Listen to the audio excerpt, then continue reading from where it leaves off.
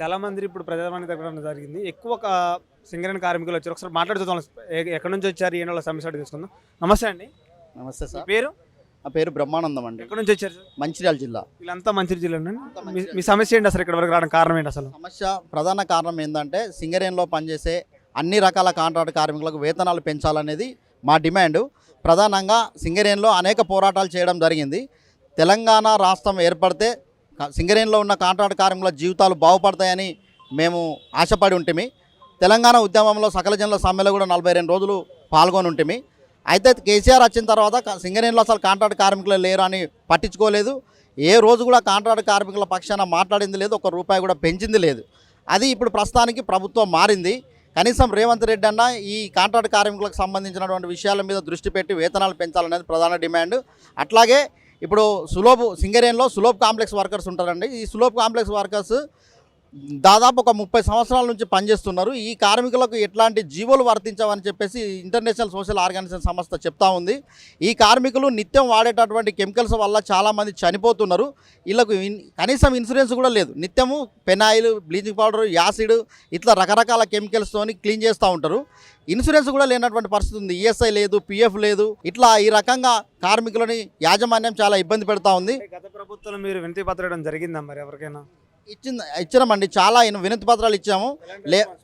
Response లేదు. అసలు labour ఆఫీసుల దగ్గర కేసు వేసినప్పటికీ కూడా ప్రభుత్వం అసలు వినలేదు, పట్టించుకోలేదు. లేబర్ ఆఫీసులో కూడా ఎలాంటి రెస్పాన్స్ లేదా? ఎలాంటి రెస్పాన్స్ లేబర్ ఆఫీసులు కూడా వాళ్ళు మేము ఇస్తామని చెప్పి డిలే చేసి ఒక నోట్ రాసిచ్చి మేము అమలు చేస్తామని చెప్పి కూడా తప్పించుకున్నారు. అట్లాంటి లేబర్ ఆఫీసర్లు కూడా తప్పించుకున్నారు. ఎందుకంటే ప్రభుత్వం మమ్మల్ని ఏం చేయనిస్తలేదు, మమ్మల్ని ఏం చేయమంటారు అనే విధంగా లేబర్ ఆఫీసర్లు కూడా తప్పించుకోవడం అనేది జరిగింది. అక్కడ ప్రభుత్వము ఎట్లాంటి స్పందన లేకపోవడం వల్ల వాళ్ళు కూడా ఏం చేయలేకపోయినారు. మా దగ్గర వాళ్ళు రాసిచ్చినటువంటి నోట్స్ ఉన్నాయి ఇప్పటికీ. ఈ ప్రభుత్వం చేసిద్ది అనుకుంటున్నారా? మరి మీ సమస్య త్వరగా చేస్తారనుకుంటున్నారా? ఈ ప్రభుత్వము చేస్తుందేమోనని కొంత పబ్లిక్ కోసం ఆలోచించేటటువంటి ఐడియాలజీ కొద్దీ ఇవాళ కాంగ్రెస్ గవర్నమెంట్ ఉంది. రేవంత్ రెడ్డి కూడా అట్లా ప్రజల కోసం ఆలోచించి ప్రజా సమస్యలు పరిష్కరిస్తామనేటువంటి హోప్తోని మేమైతే ఉన్నాం సింగరేణిలో.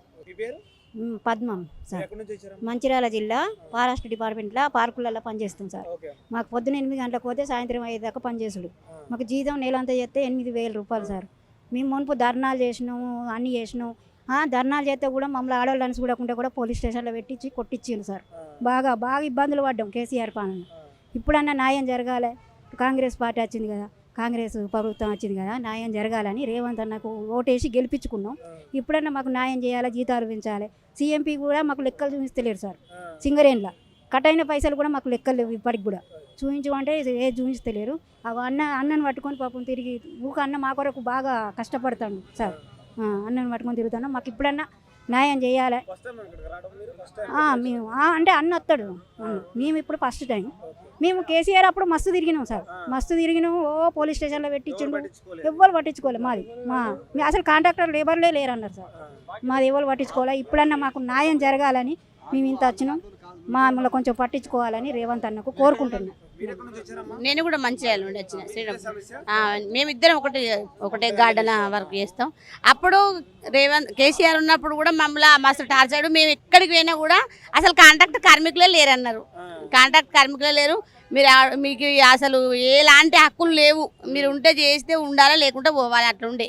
ఇప్పుడు రేవంత్ రెడ్డి సార్ వచ్చింది కదా, మాకేమైనా న్యాయం చేయాలి అని అనుకుంటున్నారా? మరి న్యాయం జరుగుతుంది అనుకుంటాం. ఎందుకంటే మేము అందరం గెలిపించినాం కదా, ఇక అనుకుంటున్నాం. మేమైతే న్యాయం జరుగుతానే ఇక్కడ దాకా వచ్చినాం. ఇక ఫస్ట్ టైం రావడం, రెండోసారి రావడం ఇక్కడికి.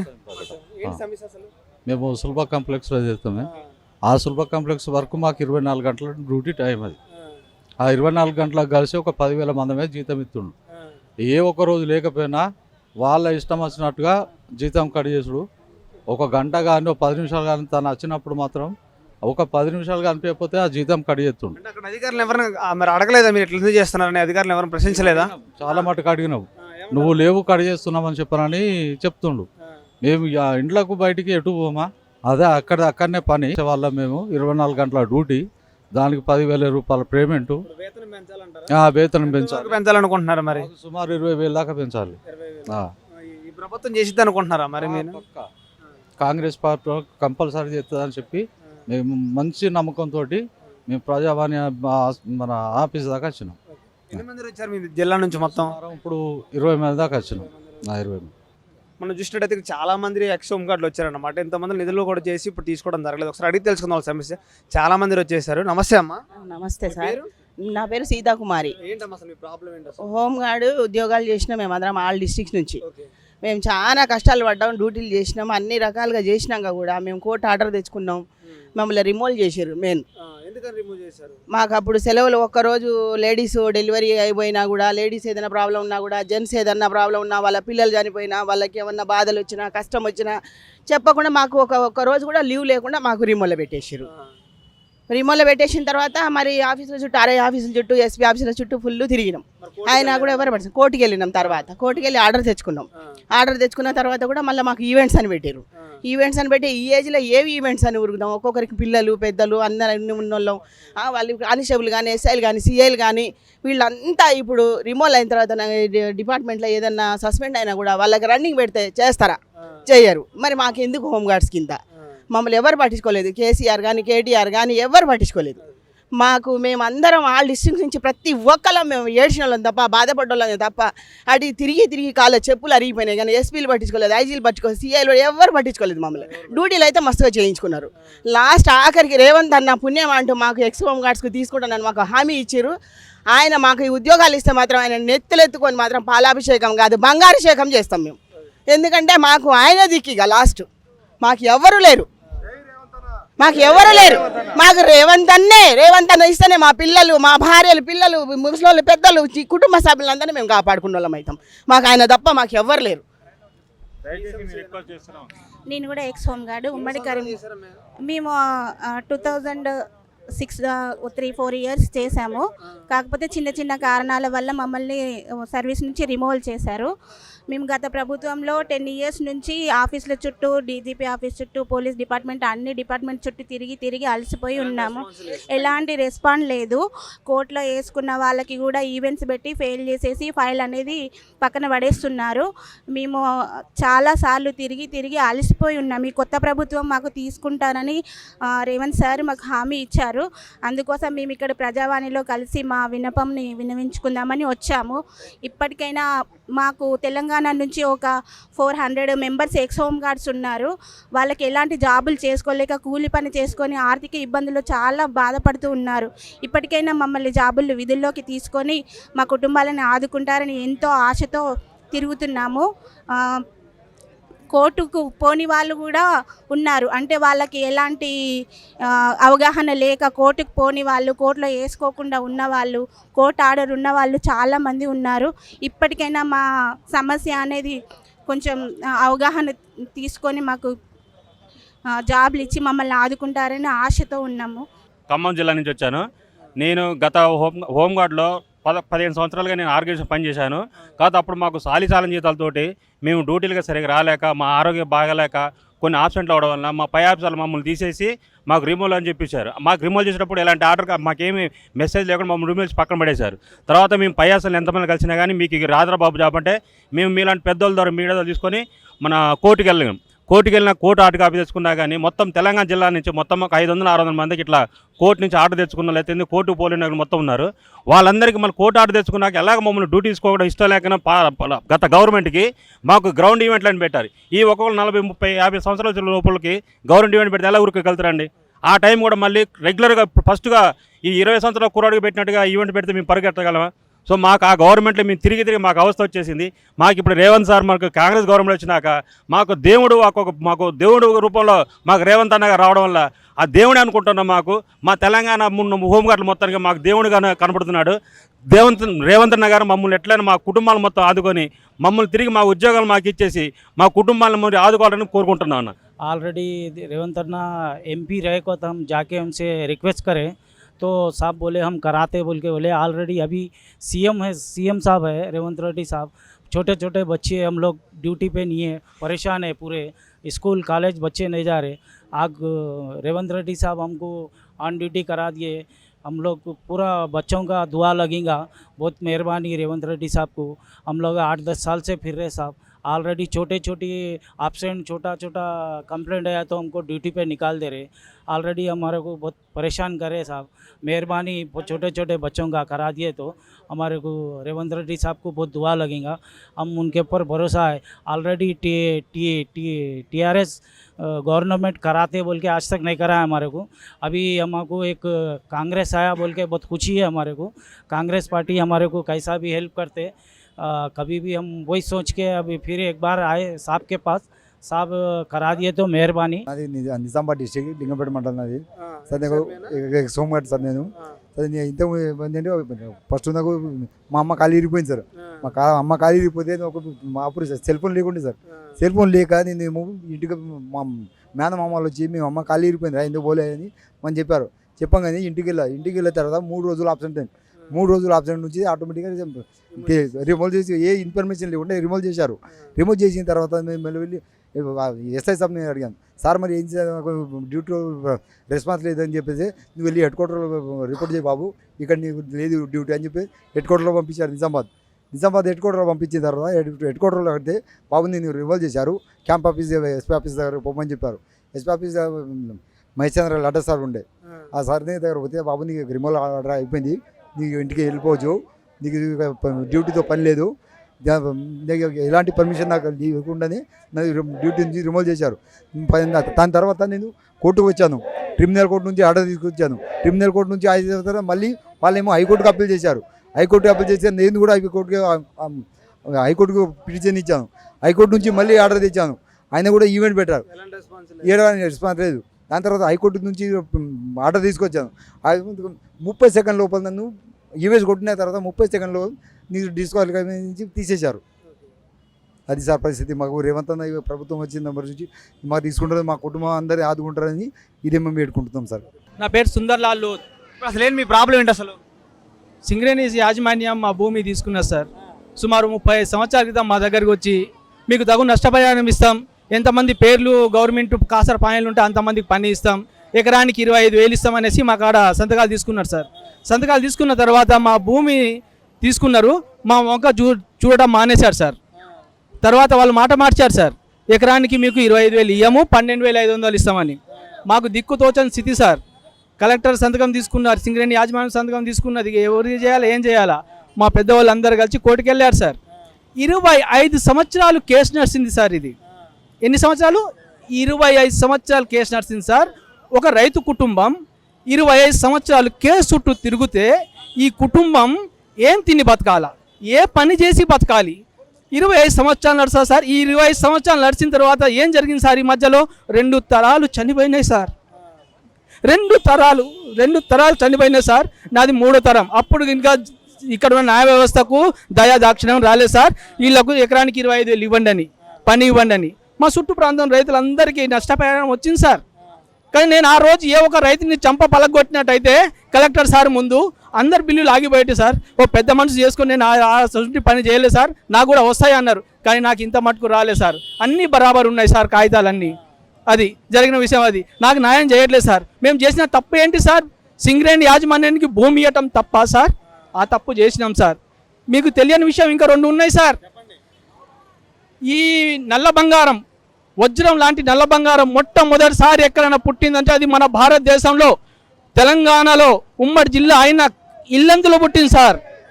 అది ఇల్లందులో పుట్టిన నల్ల బంగారం ఇవాళ దేశం ఈ స్థాయికి వెలిగిందంటే దానికి కారణం మన నల్ల బంగారమే సార్। దానికి తీయడానికి మమ్మల్ని బ్రిటిష్ వాళ్ళు ఉత్తరప్రదేశ్ నుంచి తీసుకొచ్చి కాలినడకన ఈ నల్ల బంగారం తీసి ఇచ్చాం సార్। అది తప్పు అనుకుంటే మేము తప్పు చేసాం సార్। గాలి వెళ్తూ లేని రోజులలో మేము నల్ల బంగారం తీసి దేశానికి ఇచ్చినామంటే అది తప్పు చేసాం సార్। మా బలిదానాలు ఇచ్చి మేము తప్పు చేసాం సార్। లాస్ట్కి మా భూమి కావాలంటే మా భూమి కూడా ఇచ్చాం సార్ సంతోషంగా, ఆ తప్పు చేసాం సార్। కాబట్టి మాకు మరణించడానికి అనుమతినిచ్చే సార్, సంతోషంగా చచ్చిపోతాం సార్। ఇప్పుడు చెప్తాను సార్, సంతోషంగా నేను బాధపడుతుందా సార్? ఈ భారతదేశం కోసం 1, 2 కాదు 1000 జన్మలైనా చచ్చిపోమంటే దేశం కోసం చచ్చిపోతా సార్ నేను। అది నాకైతే చదువు రాదు సార్। ఫస్ట్ టైం ఇక్కడ రావడం ప్రజావాణి దగ్గరికి మీరు సార్? ఆల్రెడీ ఇంతకుముందు ముఖ్యమంత్రి హాస్తే హాత్ జోడో యాత్రలో కలిశారు సార్। కలిసే మా గవర్నమెంట్ రాగానే నీకు న్యాయం చేస్తా అని అన్నారు సార్। అయితే అందుకోసం మేము వచ్చాం సార్ ఇక్కడికి, అలా ఒక వింతి పత్రం ఇచ్చేసి పోదామని వచ్చాం సార్। ఇయ్యలే సార్, ఇవ్వడానికి వచ్చాం సార్. అవును సార్, మా భార్య సార్. చెప్పండి చెప్పండి చెప్పండి అమ్మా. సార్ మాకు బాధిస్తుంది సార్. ఎన్ని సంవత్సరాల నుంచి తిరుగుతున్నా కానీ ఒక ప్రజాప్రతినిధులు పట్టించుకుంటలేరు. ఆయన టవర్ ఎక్కిండి కూడా చచ్చిపోతా అని మాకు న్యాయం చేస్తామని మా సీఏ ఎంత సీఏ సార్ దింపించిండ్రు. టవర్ ఎక్కిన మనిషి ఎట్లా ఉంటాడు సార్? మా బాబు టూ వీలర్ పెట్టి ఢిల్లీ దాకా పోయి వచ్చిండు. నా కన్న కోత బాగా కడుపు నొప్పి పెడతాను సార్. ఢిల్లీ దాకా పోచిన ఒక ప్రజలు పట్టించుకుంటలేరు. మరి అందరికీ న్యాయం చేసినట్టు మాకు కూడా న్యాయం చేయాలా సార్? మా ఆయన ఏమైనా ప్రాణహాని కానీ మొత్తం ఇక్కడ ఉన్న కలెక్టర్ గారికి ముఖ్యంగా కలెక్టర్దే ఈయన రెస్పెక్ట్ తీసుకోవాలా. ఏ కలెక్టర్ గారు వచ్చిన కాడ నుంచి కలెక్టర్ కలిసి అన్ని కలెక్టర్ కాడ కలిసినాం కానీ అందరు తీసుకుపోయి ఈ వీళ్ళని కొట్టించారు సార్. మమ్మల్ని కొట్టితో ఈసారి 3వ సారి కొట్టించిండు సార్ మమ్మల్ని. ఈయన ఎడ్ల బండి మీద ఇటుక తోలుతాడు. అక్కడ పోయి కూడా ఇది నువ్వు రావద్దు నువ్వు చెయ్యొద్దు అంటే లారీలు వారు పట్టుకుపోతారు దొంగతనంగా. సింగరేణి యజమానులు యాజమాన్యం వాళ్ళే కొట్టించినారు సార్. సింగరేణి యాజమాన్యం ఎస్ఎంపీసీ వాళ్ళే కొట్టారు సార్. నన్ను నా మీద చేసుకున్నారు సార్. నా ఎద్దు ఉచ్చబోస్తే కూడా కేసు పెట్టారు సార్. అది సింగరేణి యాజమాన్యం వాళ్ళు కొట్టారు సార్. అది కింద పడేసి కాళ్ళతో బూట్లతో తొక్కారు సార్ నన్ను. అట్లా తొక్కినా కూడా అక్కడ ఉన్న ప్రభుత్వం కానీ గవర్నమెంట్ కానీ ఎవరు ఏం మాట్లాడలేదు సార్. ఏం పట్టించుకుంటా లేరు సార్. మా తరఫున సార్ ఎలా కొడతాను చేయి పట్టుకొని ఈడ్చుకుని అంత దూరం పడేస్తాను సార్. ఇక పాపం ఏం చేస్తారు సార్? వాళ్ళ డ్యూటీ కదా, వాళ్ళు చేస్తారు. వాళ్ళు తప్పేం లేదు. వాళ్ళు చెప్తే కదా సార్ వాళ్ళు చేసేది. నా పేరు మిట్టపల్లి శ్రీకాంత్ అండి. ఎక్కడ నుంచి వచ్చారు? సిరిసిల్ల, రాజన్న జిల్లా సిరిసిల్ల నియోజకవర్గం నుండి. నేను సిరిసిల్ల నియోజకవర్గం నుండి వచ్చానండి. మా నియోజకవర్గంలో స్వతంత్ర అభ్యర్థిగా పోటీ చేసిన లైశెట్టి శ్రీనివాస్ అనే ఇతని ఎలక్షన్లప్పుడు తనకి సర్వే రిపోర్ట్స్, గ్రౌండ్ రిపోర్ట్స్ కావాలని కోరగా నేను నా బృందాన్ని పెట్టి తనకి వర్క్ చేయడం జరిగింది. ఆ వర్క్ గాను మాకు 6 లక్షల రూపాయల ఒప్పందం కుదిరిందండి. ఆ డబ్బులు ఇవ్వకుండా నన్ను మోసం చేయడంతో నేను తనని చాలాసార్లు బతిమాలడం జరిగింది, పెద్ద మనుషులతో అడగడం జరిగింది. కానీ తనను ఎటువంటి సమాధానం ఇవ్వలేదు. పెద్ద మనుషులతో అడిగిపిస్తే తనకి డబ్బులు ఇవ్వడం జరిగింది అని చెప్పేసి నన్నే బెదిరించడం జరిగింది. నువ్వు ఇట్లా డబ్బులు పెద్ద మనుషులతో అడిగిపిస్తే నన్ను ఇబ్బంది పెడుతున్నావు అని చెప్పి, హరాస్మెంట్ పెడుతున్నావు అని చెప్పేసి నేను పోలీసులతో నీ మీద కేసులు బనాయిస్తాను, నీకు భవిష్యత్తు లేకుండా చేస్తాను నన్ను బెదిరించడంతో మోసపోయిన నేను జనవరి 1వ తారీఖు ఆత్మహత్య ప్రయత్నం చేసుకోవడం జరిగింది. సకాలంలో స్పందించిన పోలీసు అధికారులు నన్ను హాస్పిటల్లో జాయిన్ చేసి నన్ను ట్రీట్మెంట్ ఇప్పించి ప్రాణాపాయ స్థితి నుంచి బయటపడేశారు. వెంటనే వారి పైన ఎఫ్ఐఆర్ మాత్రం ఫైల్ చేశారండి. జనవరి 5వ తారీఖు వీళ్ళ పైన ఎఫ్ఐఆర్ ఫైల్ అయింది. కాకపోతే ఆ రోజు నుంచి ఈ రోజు వరకు 4 రోజులు గడుస్తుంది. ఇప్పటి వరకు వారి పైన ఎటువంటి చర్యలు తీసుకోలేదు. కనీసం కూడా వాళ్ళు ఎక్కడున్నారు అని కూడా వాళ్ళని ఎంక్వైరీ చేయలేదు. ఫోన్ చేసి చెప్పితే మేము హైదరాబాద్లో ఉన్నాము, మేము వచ్చినప్పుడు కలుస్తాము అని వీరి పోలీసు వారితో చెప్పారంట. అదే సమాధానం నాతో చెప్పారు. వాళ్ళు హైదరాబాద్లో ఉన్నారంట, వచ్చినప్పుడు కలుస్తారంట, నువ్వు స్టేషన్కి తిరగకు అని చెప్పేసి నన్ను బెదిరించడం జరిగింది. సార్ ఇట్లా హైదరాబాద్లో ఉంటే వాళ్ళని తీసుకురారా సార్ అని నేను గట్టిగా మాట్లాడితే సాక్షులను తోలుకురాను రా అని అంటే నేను సాక్షులను తీసుకొచ్చానండి. సాక్షులను తోలుకొస్తే సాక్షులు నాతో పాటు పనిచేసిన వాళ్ళందరూ గ్రూప్స్కి ప్రిపేర్ అవుతున్నారు, అందరూ చాలా చదువుకున్నారు. వారందరినీ మీరు చదువుకున్న వారు, మీరు కేసులలో తిరిగితే మీకు జాబులు రావు, మీ పైన కేసులు బుక్ అవుతాయి అని చెప్పి ఆ రకంగా వాళ్ళని బెదిరించడం జరిగింది. నా పట్ల నిర్లక్ష్యంగా వ్యవహరించడం జరిగింది పోలీసు వారు. సో అక్కడ కలెక్టర్ని నేను కలవలేదండి. ఇక నాకు హెచ్ఆర్సీ మీద నమ్మకం ఉందండి. సామాన్యుడికైనా ధనికుడికైనా ఒకటే న్యాయం కల్పించింది మన రాజ్యాంగం.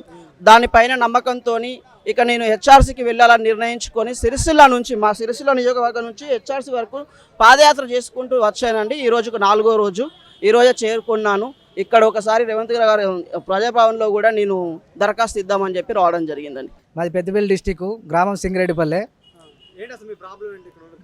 మాది 2008 సంవత్సరంలో సింగరేణి భూ నిర్వాస గ్రామస్తులం. మేము 2008 సంవత్సరంలో సింగరేణి వ్యవస్థ మాది గ్రామాన్ని దస్తం తీసుకున్నది.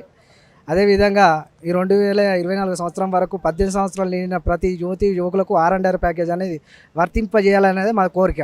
2008 సంవత్సరం నుండి 2024 సంవత్సరం వరకు ప్రతి ఆఫీస్, కలెక్టర్ ఆఫీసే కానీ, ఎంఆర్ఓ ఆఫీసే కానీ, ఆర్డీఓ ఆఫీసే కానీ, జిఎం ఆఫీసే కానీ ప్రతి ఆఫీసులో చుట్టూ తిరిగి అప్లికేషన్లు 1000 అప్లికేషన్లు పెట్టాం.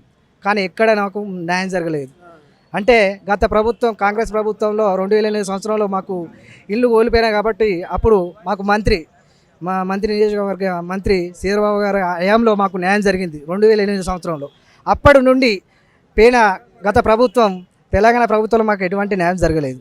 ఇప్పుడు ఈ 2024 సంవత్సరంలో కాంగ్రెస్ ప్రభుత్వంలో మాకు న్యాయం జరుగుతుంది కాబట్టి ఈ ప్రజా దర్బార్కు రావడం జరిగింది. 500 కిలోమీటర్ల నుండి ఇక్కడికి వచ్చాము. ఎందుకంటే అదే 2008 సంవత్సరంలో మాకు న్యాయం జరిగింది కాబట్టి ఇప్పుడు ఉన్న కాంగ్రెస్ ప్రభుత్వంలో మాకు న్యాయం జరుగుతుందనే ఆశతో ఇక్కడికి వచ్చాం. మీ పేరన్నా? నా పేరు నరేష్ అండి. పెద్దపల్లి జిల్లా రామగిరి మండల్ సింగరెడ్డిపల్లి గ్రామ నివాసులు మేము. మరి సింగరేణి సంస్థ లెవెలింగ్ లైన్ బొగ్గు విస్తరణ భాగంగా మా యొక్క గ్రామాన్ని తీసుకోవడం జరిగింది. మరి అదేవిధంగా అప్పుడు ఆ యొక్క ఎకనామిక్ సర్వేలో 919 ప్రాజెక్టులు ఉండడం జరిగింది. అయితే ఈ 919 ప్రాజెక్టులో సార్ తల్లి తండ్రి తరపున వాటి పిల్లలు అయితే ఎవరైతే ఉన్నారో వాళ్ళందరికీ కూడా పక్క గ్రామ పంచాయతీకి ఇచ్చినట్టుగా రచ్చపల్లి అడ్డలకు అయితే ఏ విధంగా ఇచ్చారో అదేవిధంగా ఎక్స్ప్రెషన్ మాకు ఇవ్వమని మేము చాలాసార్లు కూడా మేము జిల్లా కలెక్టర్ కావచ్చు, మరి అదేవిధంగా మంత్రి ఆర్డీఓ కావచ్చు, మరి అదేవిధంగా RG1 GM గారులను కలవడం జరిగింది. మరి వాళ్ళు అప్పటి నుంచి ఇప్పటి వరకు కూడా సార్ మాకు ఎలాంటి రెస్పాన్సిబిలిటీ లేదు. అసలు వాస్తవానికి ప్రభుత్వాలు మారినాయి, ఉద్యోగాలు మారుతారు, ఇలా ఆర్డీఓలు మారారు, MROలు మారారు, కానీ మా యొక్క సమస్య మాత్రం అదే విధంగా కొనసాగుతున్నది. దీనివల్ల మాకు బాగా నష్టం జరుగుతుంది. కాబట్టి ఈ రోజున ప్రగతి భవన్ రావడం జరిగింది సార్. మేము మరి గౌరవనీయులైన మంత్రివర్యులను శ్రీధరబాబు గారిని ఒకటే కోరుతా ఉన్నాము సార్, గతంలో కూడా మీ ద్వారానే మాకు చాలా న్యాయం జరిగింది. మా ఊర్లో ఉన్న ప్రజలు కూడా చాలా సంతోషంగా సుఖంతో ఉన్నాము. మరి ఇప్పుడు కూడా మీ యొక్క నమ్మకం కొద్దీ మరి కాంగ్రెస్ ప్రభుత్వంలో న్యాయం జరుగుతుందని ఈ రోజున ప్రభుత్వ ఇక్కడ ఉన్న అధికారులను కలవడం జరిగింది. మరి వాళ్ళు కూడా సానుకూలంగా మరి ఈ యొక్క పరిష్కారాన్ని జిల్లా కలెక్టర్కు రిఫర్ చేయడం జరుగుతుందని చెప్పడం జరిగింది. మరి అదేవిధంగా ఈ రోజున శ్రీధరబాబు సార్ను ఒకటే కోరుతా ఉన్నాం సార్, ఇవాళ ఈ 919 ప్రాజెక్టులు అన్ని లీగల్గా ఉన్న కేసులే, మేము వేరే బయట నుంచి అయితే ఏం రాలేదు. కాబట్టి సార్ ఇది ఐడెంటిఫై చేయండి. ఐడెంటిఫై చేసి ఎవరైతే ఎలిజిబుల్ అవుతున్నారో వాళ్ళకు 600 ప్యాకేజ్ ఇప్పియండి సార్. మేము వేరే అయితే మేము డిమాండ్ చేస్తలేం కదా. ఇలా ఒక జిల్లా కలెక్టర్ పట్టించుకోడు, ఒక మంత్రిని ఆర్డీఓ పట్టించుకోడు, మరి ఏడికి పొమ్మన్నారు మమ్మల్ని? మా పరిస్థితులు ఏంది? 919 కుటుంబాలు బయటపడుతున్నాయి సార్. ఇది కొంచెం ఆలోచించండి సార్. మేము ఈ రోజున సార్ 500 కిలోమీటర్ నుండి ఈ రోజున ప్రగతి భవన్కి రావడం జరిగింది. ఖమ్మం జిల్లా నుంచి. ఏంటన్నా మీ సమస్య ఇక్కడ రావడానికి కారణం ఏంటి అసలు ఇంతవరకు? మరి మా ఇనాం ల్యాండ్ వచ్చేసేసి 1954 నుంచి ఈ రోజు వరకు కూడా ఆన్ రికార్డులోనే పట్టాదారు కాలంలో ఉన్నాము. కబ్జాదారు కాలంలో వచ్చేసి ఓసీ వాళ్ళు కబ్జా చేశారు మా భూమిని. ఓసీ కబ్జా చేసేసి సీతారామ ప్రాజెక్టులో పోయినటువంటి మా భూమిని మా కాంపోజిషన్ ఇవ్వకోకుండా అధికారులు కూడా వాళ్ళకి సహకరించేసి 2018లో కబ్జాదారుని పట్టాదారుగా మార్చేసేసి 113 సర్వే నెంబర్ని బై నెంబర్గా 113/2గా వేసేసి పట్టాదారు కాలంలో అక్రమంగా నమోదు చేసేసి వాళ్ళ కాంపోజిషన్ ఇవ్వడానికి అధికారులు కూడా వాళ్ళకి సహకరించారు. అంటే అధికారులు అంటే కలెక్టర్ కానీ మరి టోటల్గా నేను ఎప్పుడెప్పుడు ఏం పెట్టుకున్నాను ప్రతి ఒక్కరు మొత్తం టోటల్ హైకోర్టు SC/ST కమిషన్ మాకు సహకరించారు. ఆల్రెడీ వచ్చేసి రెవెన్యూ డిపార్ట్మెంట్ వారు సీతారాం ప్రాజెక్టు వారు వాళ్ళకి సహకరించి కాంపోజిషన్ ఇవ్వడానికి కూడా సిద్ధపడ్డారు. నేను అదే విషయంలో నేను హైకోర్టుకి వెళ్ళి స్టే ఆర్డర్ తీసుకురావడం వల్ల ఆగిపోయింది. ఆగిపోయినప్పటికి కూడా సదరు తహసీల్దార్ గారికి కూడా నా ఆర్డీఓ గారికి కూడా నా భూమికి పట్టా చేయమని పలుమార్లు దరఖాస్తు పెట్టుకున్నా కానీ పట్టా చేయకోకుండా ఇప్పటికి ఇంకా కబ్జాదారులకే ఒత్తాసు పలుకుతూ వాళ్ళకే పట్టా చేయాలని చెప్పేసి మీరు అప్పట్లో అమ్ముకున్నారని పైకి తిరిగి నా మీదకి తహసీల్దారు నా మీదకి గొడవ చేయడం జరిగింది. మరి అధికారులు అంటే పోయిన గత ప్రభుత్వం ఎలాంటి చేయలేదా? మరి గత ప్రభుత్వం మీరు ఫిర్యాదు చేశారు ఎవరికైనా? గత ప్రభుత్వంలో నాకు అన్యాయం జరిగింది కాబట్టి ఈ ప్రభుత్వంలో న్యాయం జరుగుతుందని ఒక ఆశతోటి ఇక్కడికి వచ్చాను. 113 survey number, 107 survey number plus ఇంకోటి ఏంటంటే 50 సర్వే నెంబర్లో భద్రాద్రి అప్పుడు ఉన్నట్టు ఉమ్మడి ఖమ్మం జిల్లా ఆంధ్ర బ్యాంకులో 9 ఎకరాల మీద 2007 సంవత్సరంలో లోన్ తీసుకున్నాను. మేము 2007లో లోన్ తీసుకుంటే 2023లో లోన్ తీరింది. కానీ 2018లోనే లోన్ తీరకముందే 2018లోనే వేరే వాళ్ళకు పట్టాలు అయిపోయినాయి. పాస్బుక్లు అదే భూమి మీద అదే సర్వే నెంబర్ల మీద. ఇప్పుడు బ్యాంకులో పాస్బుక్లు పెట్టుకొని మీకు లోన్ ఇస్తారు కదా, అక్కడ పాస్బుక్లు ఉన్నాయా? మరి పాస్బుక్లు లేవంటుండే బ్యాంక్ మేనేజర్ ఏం చేసుకుంటా చేసుకోపోవడం. ఇప్పుడు ఉన్నటువంటి Bhadradri Kothagudem union bank manager పాస్బుక్లు ఇవ్వని అడిగితే పాస్బుక్లు లేవంటుండే ఏం చేసుకుంటా చేసుకోపోమని అంటుండు. అక్కడ పోలీస్ స్టేషన్ కేసు పెట్టడం అలాంటి ఏం జరగలేదా?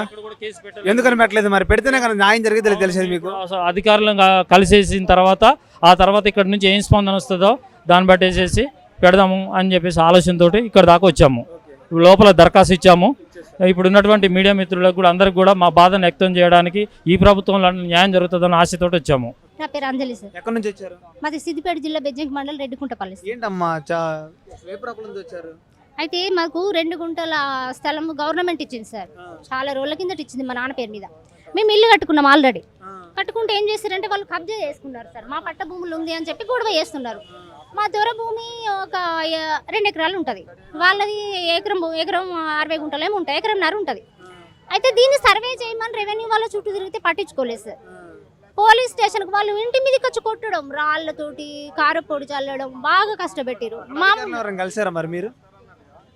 పోలీసు వాళ్ళని కలిసాం సార్. పోలీసు వాళ్ళు కలిస్తే ఏమన్నారు, వీళ్ళు పోయి ఏం చేస్తారంటే డబ్బులు ఇవ్వడం అలవాటు చేసిరు సార్. పోలీస్ డిపార్ట్మెంట్ కు డబ్బులు ఇచ్చడం అలవాటు చేసిరు.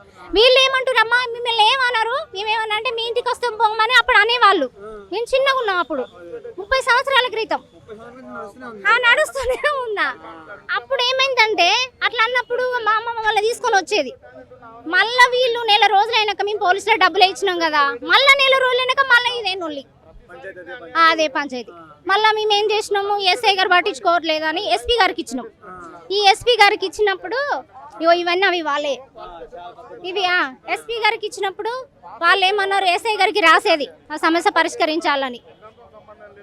సరే అమ్మా మేము వస్తాంలే. వాళ్ళు నిన్న ఏమన్నారు అంటే మళ్ళా ఒక 6 నెలలు వాళ్ళు ఏమన్నారు, మళ్ళీ 6 నెలల తర్వాత మళ్ళీ ఇంటి మీదకి రావడం, కట్టెలు కొట్టేయడం. ఇది అట్లా తీరలే సార్, తీరలే. నేనేం చేసిన మన అది కిరణ్ కుమార్ రెడ్డి గారు ముఖ్యమంత్రిగా ఉన్నప్పుడు ఇక న్యాయం జరగలేదు సార్. ఇక నేను చచ్చిపోతానైనా న్యాయం జరుగుతుందేమో అని ఒక పురుగుల మందు తాగిన. అప్పుడు మళ్ళా యాక్సిడెంట్ చేసిరు వీళ్ళు కొంతమంది. ఇక ఈ భూమి అక్రమదారులలో పోలీసులు వాళ్ళు ఎవరు అర్థమైతలేరు సార్. వాళ్ళు ఏం చేసిరంటే తెలియకుండా వేరే వ్యక్తులను పెట్టి ఎంలవాడకి వెళ్ళిన సార్. అమ్మ నేను ఆడ దించుతా గుడి దగ్గర అని చెప్పేసి అంటే మేము పోనీ అందరిని ఎందుకు అనుమానించాలని కూర్చున్నా. బైపాస్కి తీసిండు సార్. బైపాస్కి తీసిన తర్వాత నేను స్పీడ్గా వెళ్తున్న బండి మీద నుంచి పెట్రోల్ బంక్ దగ్గర దుంకేసరికి చెయ్యి ఇరిగింది, తలకు బాగా దెబ్బ తగిలింది. ఫస్ట్ టైం ఇక్కడికి రావడం ప్రజావాణి వరకు మీరు? ఇది ఫస్ట్ టైం సార్. న్యాయం జరిగిద్ది అనుకుంటున్నారు? ఈ 30 సంవత్సరాలు జరగలేదు, ఇప్పుడు జరిగిద్ది అనుకుంటున్నారు మరి ఈ ప్రభుత్వంలో? రేవంత్ రెడ్డి గారు చేస్తారేమో అని చిన్న నమ్మకం సార్. ఇక ఇప్పుడు కొత్తగా వచ్చారు కదా, ఇక ఇన్నేళ్ళు తిరిగినా ఇప్పుడైతే ప్రజలకు కొంచెం కల్పిస్తున్నారు కాబట్టి అవుతుందేమో అని కొంచెం నమ్మకం.